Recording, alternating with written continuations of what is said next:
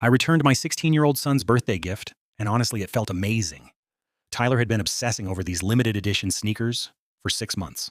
Money has been incredibly tight lately, but I picked up extra weekend shifts at the diner just to make it happen. When he finally ripped off the wrapping paper, his smile vanished in exactly 2 seconds. "Mom, these are the mids," he groaned, tossing the box onto the kitchen counter. "The guys at school only wear the high tops. If I wear these, I'm literally going to be a walking meme." I felt physically sick. I had worked 50 extra hours for those shoes. When I told him they were all I could afford, he just shrugged and said he'd rather just wear his old beaters. The next morning, I drove straight to the mall to return them. While I was waiting in line at the shoe store, I overheard a conversation right behind me. A woman in a faded work uniform was standing with her teenage son. "I'm so sorry, Leo," she whispered, looking completely defeated. "With the rent increase, we just can't do new track shoes this season." Leo, who was wearing sneakers, wrapped in literal duct tape, just smiled and put his arm around her.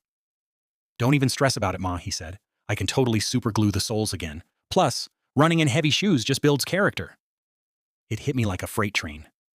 My son was throwing a tantrum over the ankle height of a $300 luxury sneaker, while this kid was making jokes about duct tape, just to protect his mother's feelings.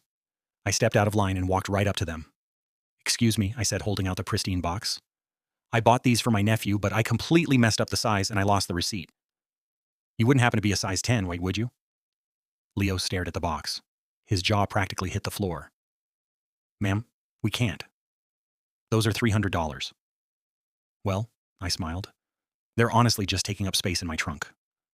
I'd love for a real runner to have them." When he put them on, the pure, unadulterated joy in his eyes brought tears to mine. I drove home feeling lighter than air, ready to have a very long, very serious conversation with Tyler.